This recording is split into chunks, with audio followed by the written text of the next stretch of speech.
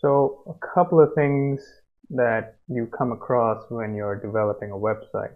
So you have a website now that looks nice on the desktop, but now it also needs to scale to laptops, tablets, and phones.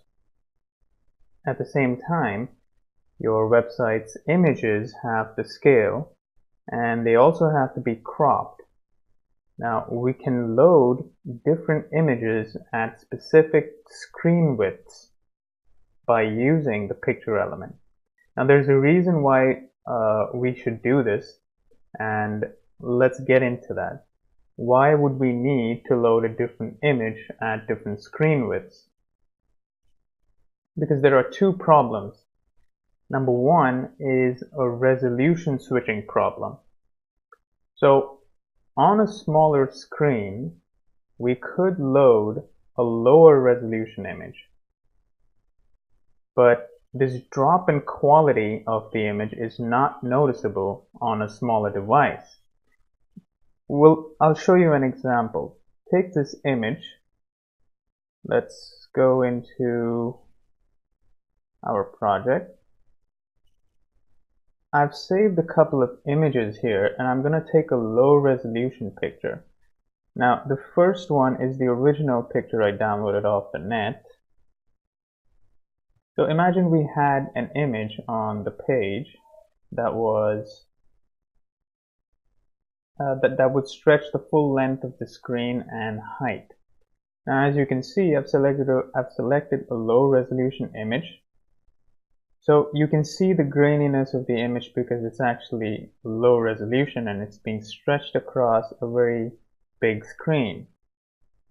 But the point is, when I'm on a lower screen, when I'm on a smaller screen, the drop in quality is indiscernible. There's no drop in quality because the screen itself is small. So that's what I was trying to say. So on a smaller device, if I reduce the image size, the drop in resolution is not noticeable. So we can maintain the quality of the page, but get tremendous savings of file size downloads to your device. And this will also help load time improvements. So that's the first problem, which is resolution switching. Meaning when we have smaller screens, we can switch images to a smaller resolution because it doesn't even lose quality. Now, of course, it doesn't have to be so small, it just has to be appropriately small. And now the second point is art direction. So secondly, as you notice in this example, there's a problem over here. Let's take the same example.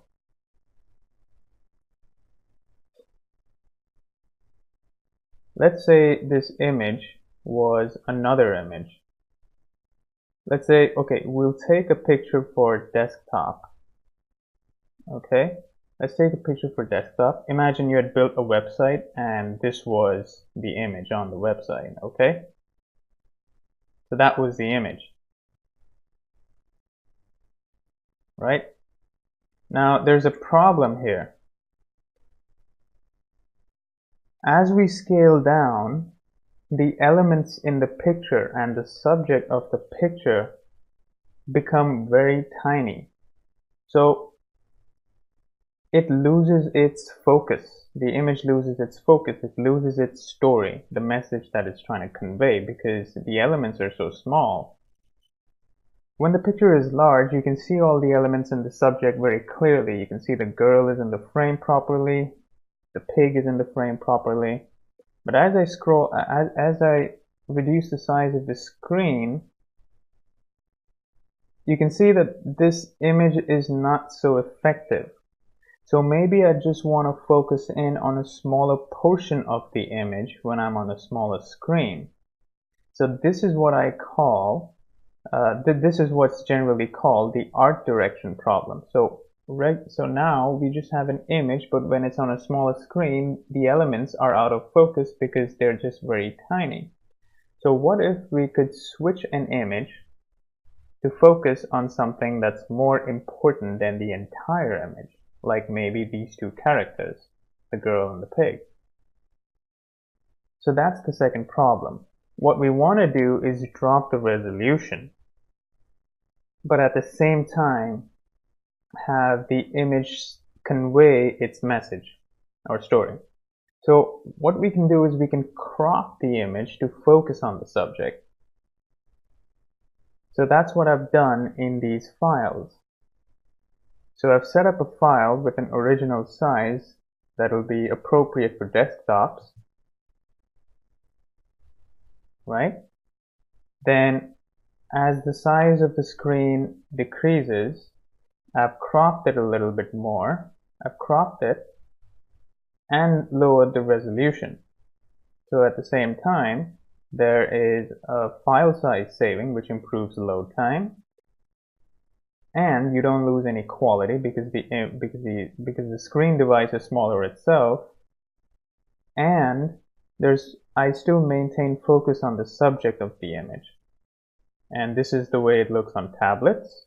Once again, smaller resolution, smaller image, and still maintaining focus on the characters. When we get on phone, it's a much smaller image, and the focus is on the character that I wanna focus on. So let's see how we can do this switching dynamically.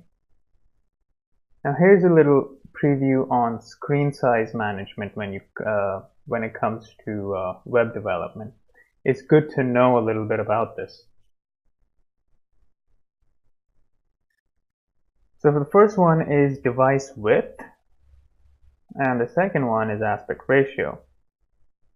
So first of all, we have to get a general idea of width ranges when it comes to different devices, because a website will probably be viewed not just on desktops. It's going to be viewed on laptops, it's going to be viewed on tablets, and it's definitely going to be viewed on mobile phones.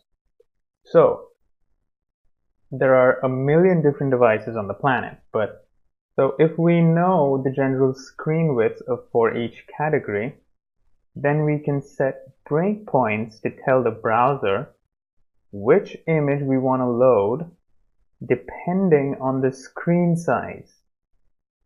There's a great article on Free Code Camp that discusses this. So what we'll do is we'll use this generalization to identify breakpoints. So smartphones have a max width of 600. Tablets, in portrait view, they're 600 to 900 pixels wide. Tablets are 900 to 1200 in landscape. Laptops and small size desktops, 1200 to 1800, and big desktops are 1800 plus. So we'll consider these breakpoints for our picture element. If the screen size is 600 pixels, if the screen size is under 600, it's going to be a phone. If it's between 900 to 1200, it's going to be a tablet. If it's between 1200 to 1800, it's going to be a laptop or an average size desktop. If it's more than that, it's going to be a widescreen, huge desktop. Now we can handle these two problems of resolution switching and art direction by making use of this picture element. So what it does is it takes several image sources, and you can set the browser to load a specific image when the screen size comes within a specific width range. So if you access the website from a phone, you'd get a different picture. If you access the website from a laptop, it would be a different picture. Likewise for different categories. So let's see how to do this. Or before that, I'll just give you a small preview. The picture has these two elements, the source element and the image element. Okay, the source are the different image options that the web browser will be allowed to switch between. The image is the container for images. That means all the sources will actually be displayed inside this image element. If you remove this, none of these pictures will be displayed. Okay, these sources are the options. Then the source element contains two attributes, the media, which sets the width range, and the source set, which is the location of the image on your computer. Now let's get into a live example to make this a little bit more clear.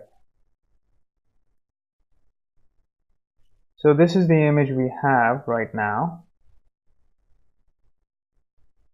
So what we want to do is we want to switch these, we want to change the image depending on the screen size. So to add a little bit more perspective, what I'm going to do is I'm going to set up a little paragraph before and after this image first. That'll just make this thing a little bit more clear, to make it look like a real website. So let's just say we have a huge paragraph, and we have one more paragraph. So we have one before and one after, and the image is in between.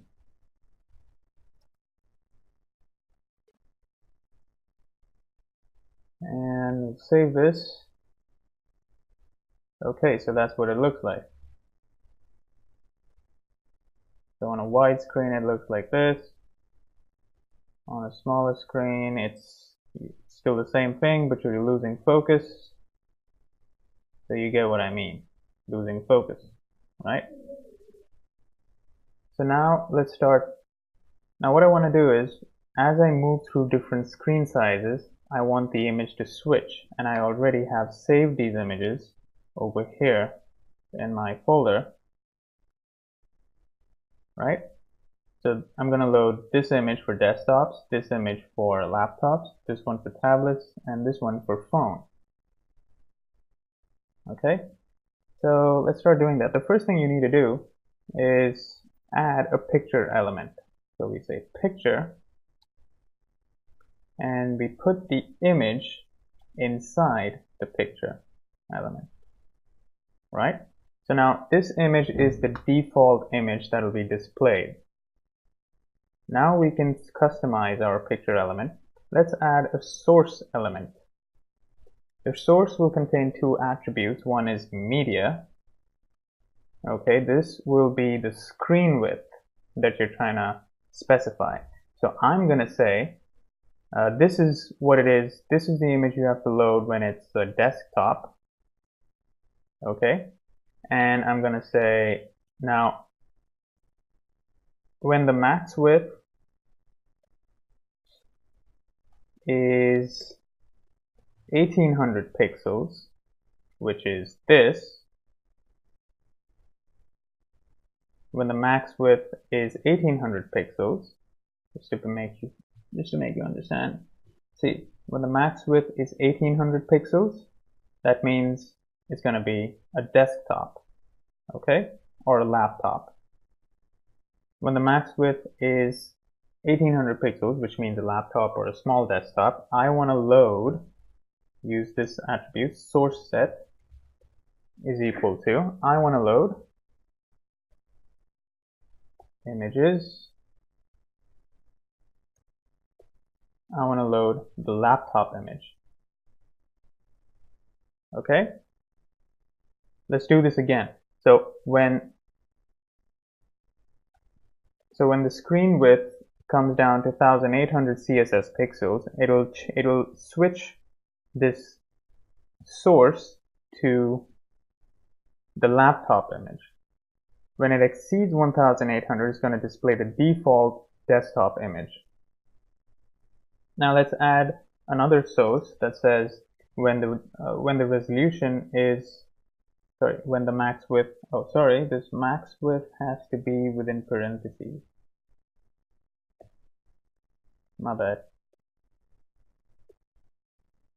So now when the max width is, let's say 1200 pixels,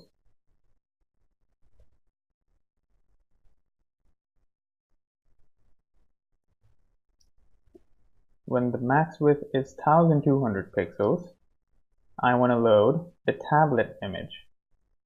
So I'm going to say source set is equal to, and I select the image. It's in my images folder, in the Porco folder, and I'm going to select the laptop image. No, sorry, the tablet image. Right? Now I'm going to do the same thing again for the phone. The source, inside that, I'm going to say media is equal to, I'm going to say when the max width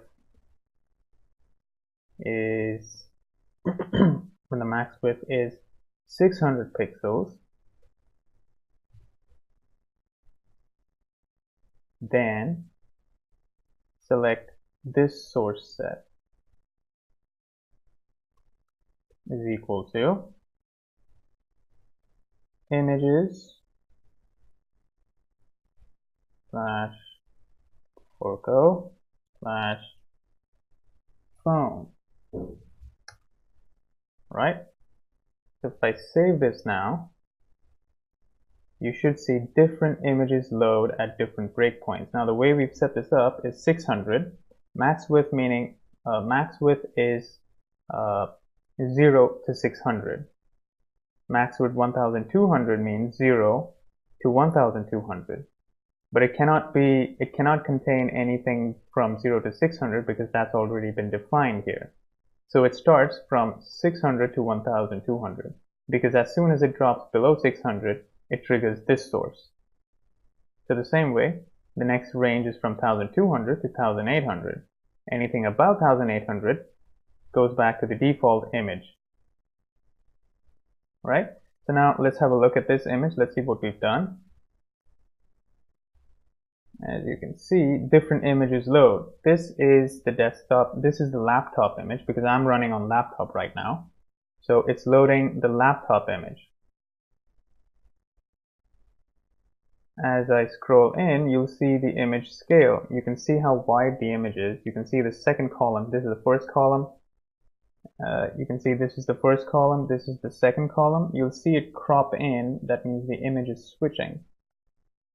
When I go into tablet mode, you can see now there's only the second column. If I go in smaller, it switches to the phone mode. There you go. So the image has changed.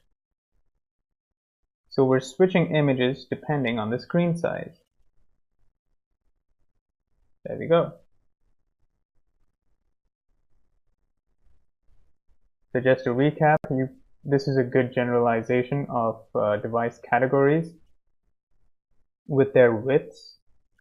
And the reason you're doing this is to fight two problems. One is the resolution switching. That is when the device is smaller, you want to use a smaller resolution image so you can save up on file downloads and hence improve the load time.